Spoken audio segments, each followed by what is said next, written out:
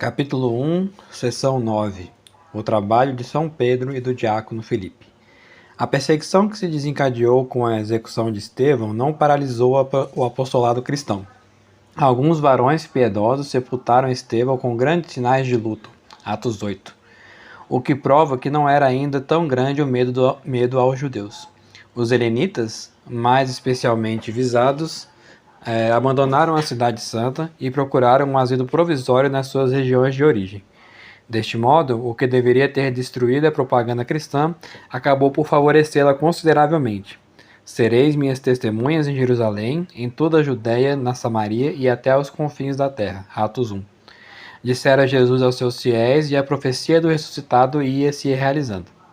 No começo, a propaganda cristã tinha se limitado apenas aos meios judaicos, tanto os palestinos como helenistas.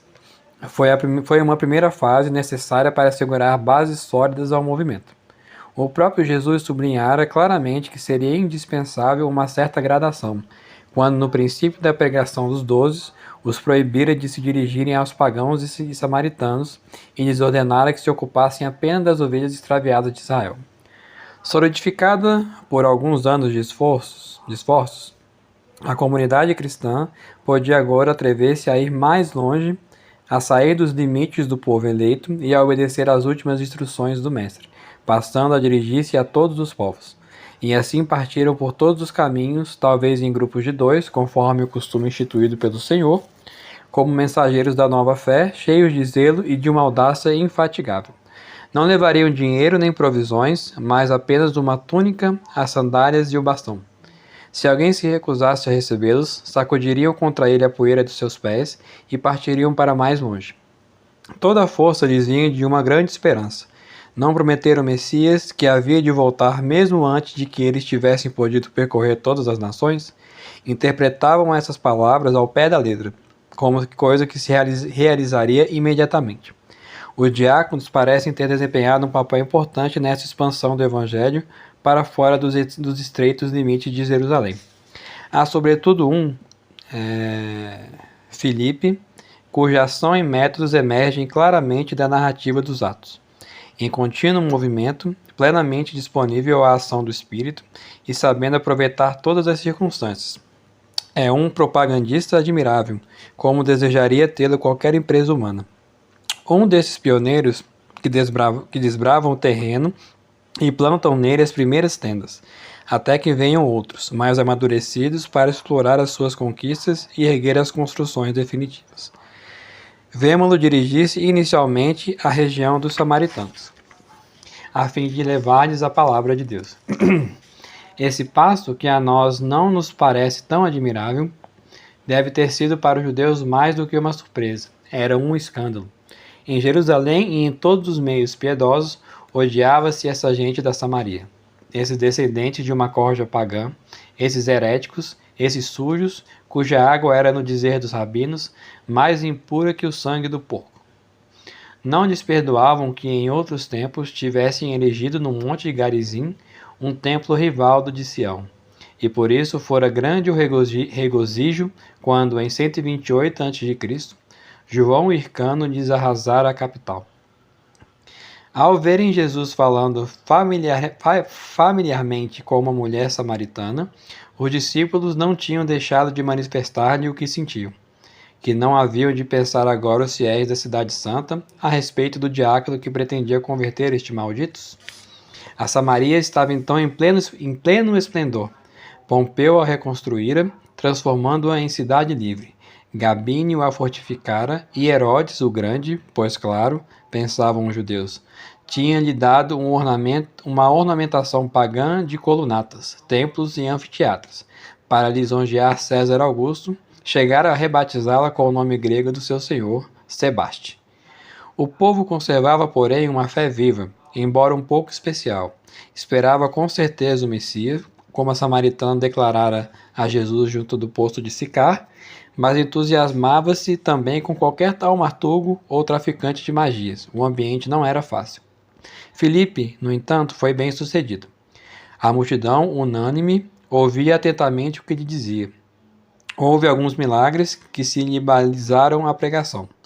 pois muitos espíritos impuros saíam gritando em altas vozes, e muitos paralíticos e coxos eram curados, o que foi causa de grande alegria naquela cidade.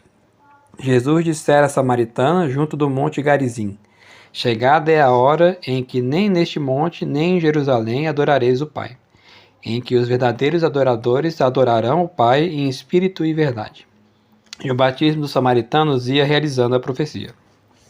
O rumor destes acontecimentos chegou a Jerusalém, e a comunidade alvoroçou-se.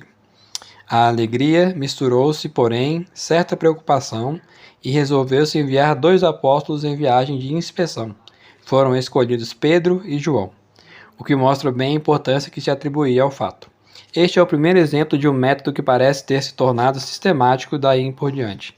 Enviar missionários para desbravar o terreno e mandar depois personalidades mais importantes que verificassem as condições em que realizavam seu trabalho e estabelecessem os laços com a comunidade da capital. Além disso, a visita dos apóstolos era indispensável, porque só eles tinham o poder de, pela imposição das mãos, fazer descer o Espírito Santo sobre os novos cristãos.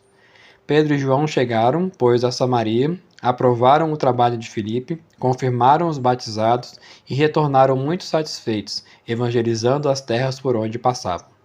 Mais tarde, tornamos a encontrar Filipe na estrada de Gaza, em direção a Saron e ao país dos filisteus, para onde se dirigiu por ordem de um anjo do Senhor. Atos 8. Mesmo durante o percurso, não perde de vista a sua missão, que é levar a palavra e semeá-la aos 4 ventos.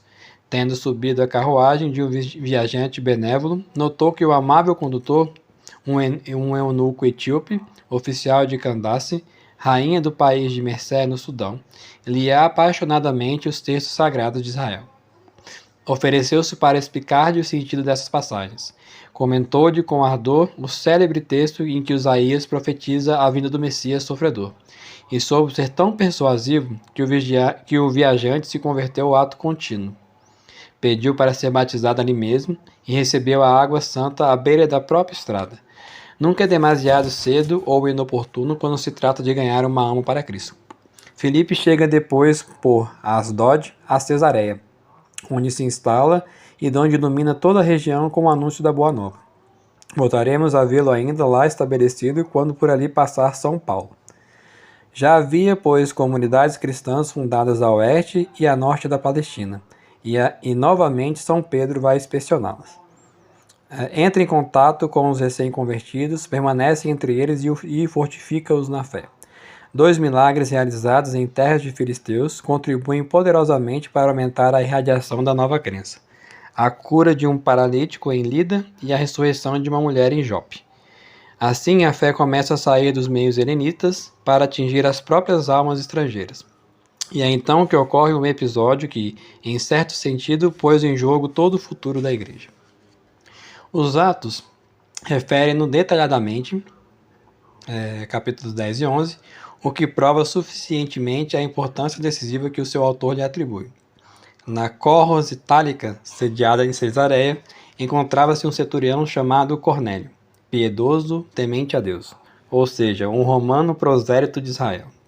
Certo dia, um anjo de Deus ordenou-lhe que mandasse buscar em Jope um certo Simão, conhecido por Pedro, que se hospedava junto ao mar na casa de um curtidor de peles. Cornélio mandou imediatamente 2 servos e um dos seus soldados, talvez prosélitos como ele.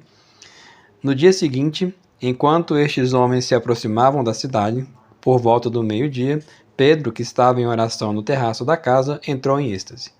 No céu aberto, sobre uma grande toalha, viu serem apresentados todos os tipos de iguaria.